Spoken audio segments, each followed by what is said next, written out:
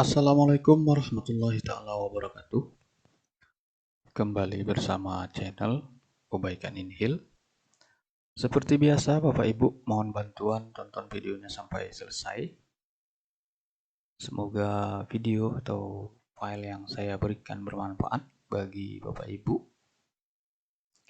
Tentunya dalam menjalani pendidikan profesi guru atau PPG tahun 2021, Kementerian Agama khususnya guru PAI tahun 2021 ini hanya gelombang 1 dan gelombang kedua.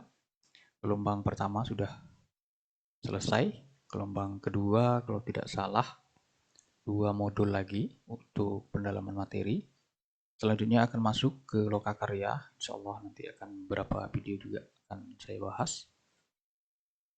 Lanjut nanti PPL tahapan terakhir. Yang terakhir adalah UKM PPG, ada 2, UKIN dan UP atau ujian pengetahuan. Nah, di sini pelan-pelan saya akan bahas seputar soal UP PPG tahun 2021 tentunya. Di kali ini, insya Allah saya akan posting file penuh, soalnya 125. Ibu bisa lihat ini 125 soal yang saya dapat. Karena saya dapatnya gratis, saya pun juga memberikan kepada Bapak Ibu gratis. Ya, tapi jika Bapak Ibu ada yang ingin bersedekah, pulsa atau paket, ya silakan, nomor saya ada saya cantumkan di link di deskripsi. Ya, mana tahu ada dermawan dari Bapak Ibu. Nah, ini soalnya Bapak Ibu sudah berkategori. Nah, di sini ada soal tentang perkembangan kognitif peserta didik. Nah, ini ada yang keluar di soal UP, khususnya tentunya guru PAI.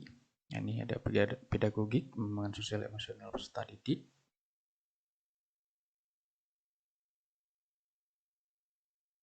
Pengembangan moral. Nah, di sini kesulitan belajar siswa.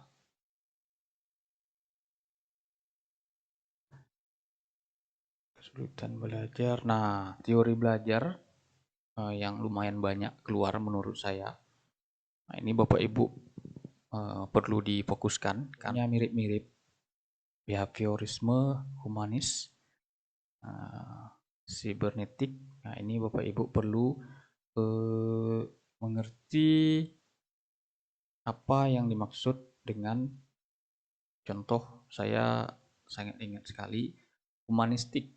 Nah, ini berarti guru menerapkan pembelajaran dengan memberikan contoh keteladanan keprimanusiaan. Siswa itu lebih kepada humanis, kemanusiaan. Misalnya nanti ada soal cerita itu guru mengajak siswa ke panti asuhan. Guru dia mengajak siswa ke Basarnas atau ke tempat lain. Sumbernya berbeda, tapi optionnya insya Allah ruang lingkupnya ini. Nah, konstruksisme apa? Yang saya sangat ingat sekali ada humanisme. Ini banyak keluar. Bapak Ibu perlu fokus juga itu mengingatnya, karena kata ini banyak mengandung artinya, jadi uraiannya. Kurang lebih seperti itu. Di perangkat pembelajaran juga, nah ini contohnya misalnya yang saya ingat betul yaitu perbedaan RPP dan silabus. Itu soal UP asli itu Bapak Ibu. Sangat ingat sekali saya. Berikutnya ini tentang perangkat pembelajaran. Nah, Bapak Ibu juga perlu mengingat-ingat ciri-cirinya, poin-poin yang ada di dalam RPP, silabus, juga perlu Bapak Ibu ingat. Nah, ini taksonomi juga ada keluar, karena sangat terkenal sekali. Bisa saja nanti redaksinya dalam teori taksonomi Bloom,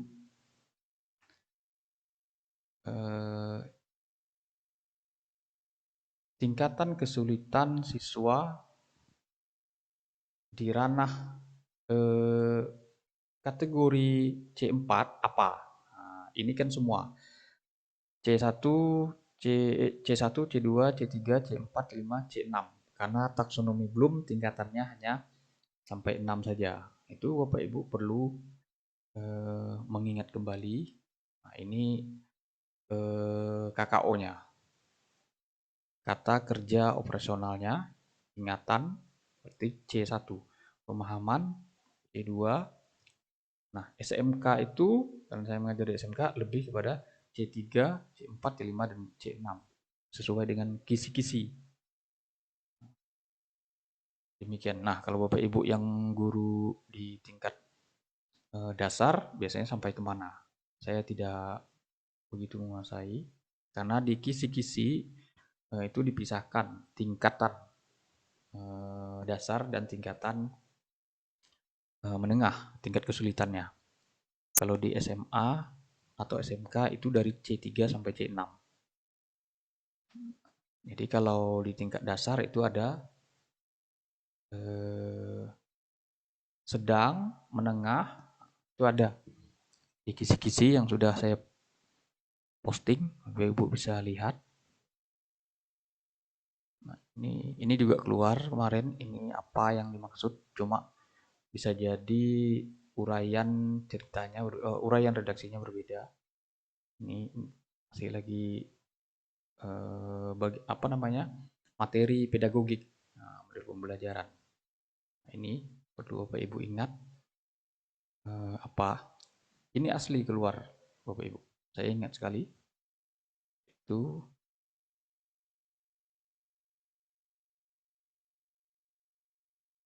Jadi di sini sudah ada poin-poin per materinya.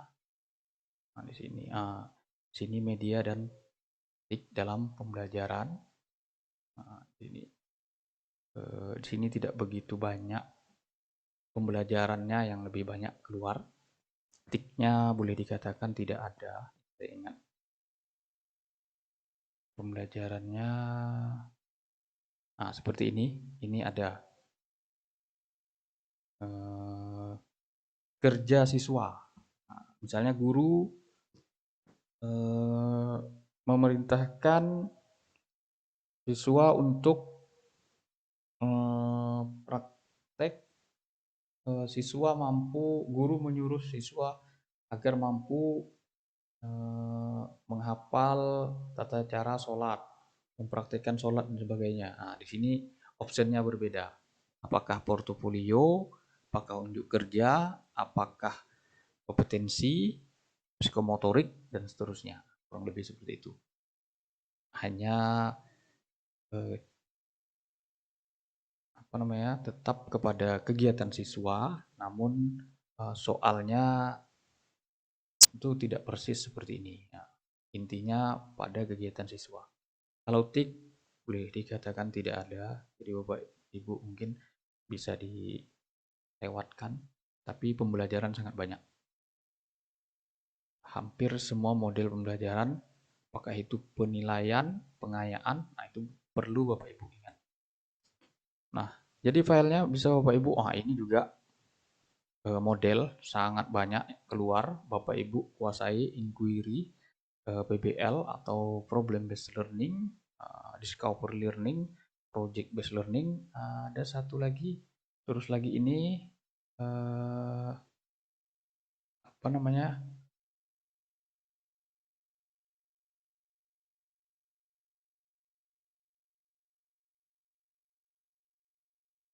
discovery project, discovery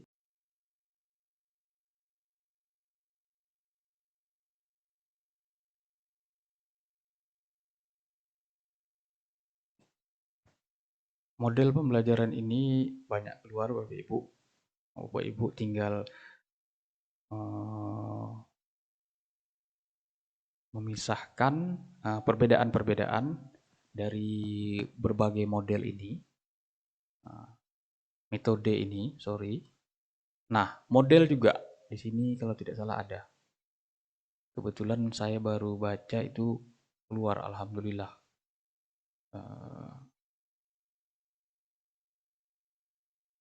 Hanya redaksi di soal itu berbeda, tapi yang dimaksud itu yaitu mana ya? Sorry, cari dulu.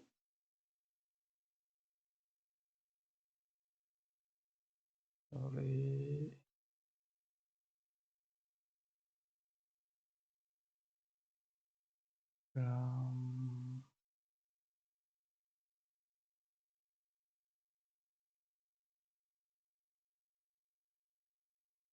Oh, tidak ada di sini soalnya.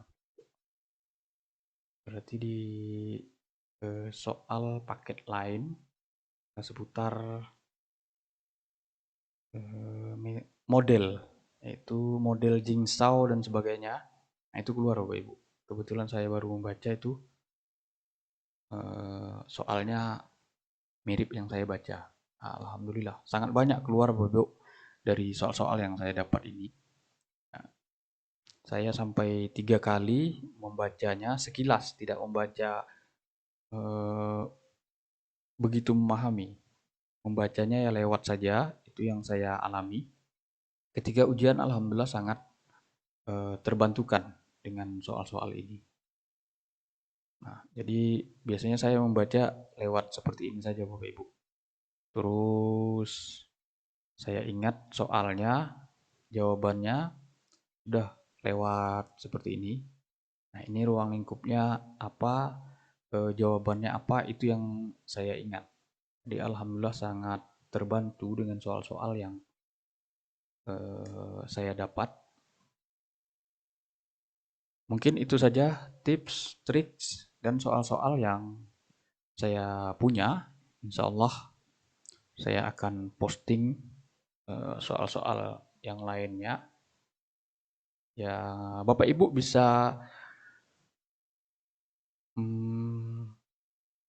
meranking atau mengkategorikan soal-soal yang saya posting. Nanti juga Bapak Ibu bisa mengambil kesimpulan sendiri, walaupun mungkin saya tidak menyampaikan. Nah, takut nanti terkena kode etik. Mungkin itu saja Bapak Ibu, semoga bermanfaat soal-soal yang saya posting. Semoga membantu nantinya dalam UP-nya. Semoga juga membantu Bapak Ibu pada gelombang kedua yang PPG pelan-pelan mempelajari soal-soal.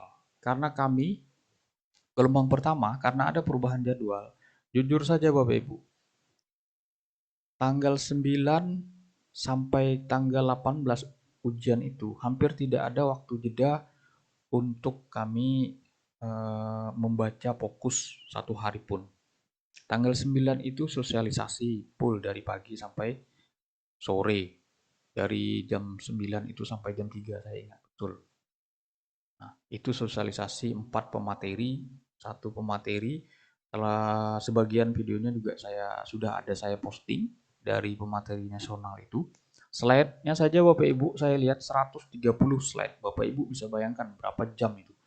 Kalau tidak cepat dibahas di awal itu, saya ingat betul 10 slide saja itu sudah setengah jam beliau bahas. Itu baru 10 slide setengah jam. Bapak Ibu bisa bayangkan 130 slide. Jika dia jelaskan secara detail, satu hari itu hanya dia aja yang berbicara. Tapi kan ada pemateri lain, jadi dicepatkan. Ada video yang saya posting dari panitia nasional itu. Nah, itu dari 4 materi yang memang khusus untuk UKM PPG. 4 materi nasional. Tanggal 9. Nah, tanggal 10-nya itu lagi ada koordinasi kampus, pihak kampus dengan pemerintah daerah. Bisa bayangkan itu. Terus lagi tanggal 11 itu kalau tidak salah pendaftaran UKM BPG. Tanggal 10 sampai tanggal 11 kalau tidak salah saya sudah pendaftaran. Jadi bisa bayangkan. Terus tanggal 13 sampai tanggal 14 itu portofolio mengupload semua yang kita punya. Nah, nanti juga videonya akan saya buka.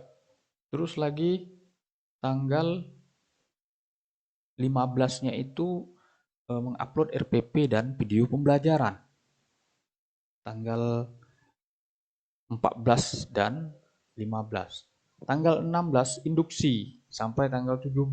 Bapak Ibu bisa bayangkan. Nah, plus tryout besok atau tanggal 18-nya UP. Bapak Ibu bisa bayangkan tidak ada jeda waktu untuk belajar. Nah, dengan barangkali file soal-soal yang saya berikan, mudah-mudahan Bapak Ibu ketika waktu lokakarya ada luang atau nanti waktu PPL ada luang, saran saya Bapak Ibu membaca soal-soal yang tipsnya sudah saya berikan. Tidak perlu fokus kepada memahami sampai memahami, tapi dilewat saja seperti itu. Itu yang saya alami. Jadi ketika ujian sangat memudahkan.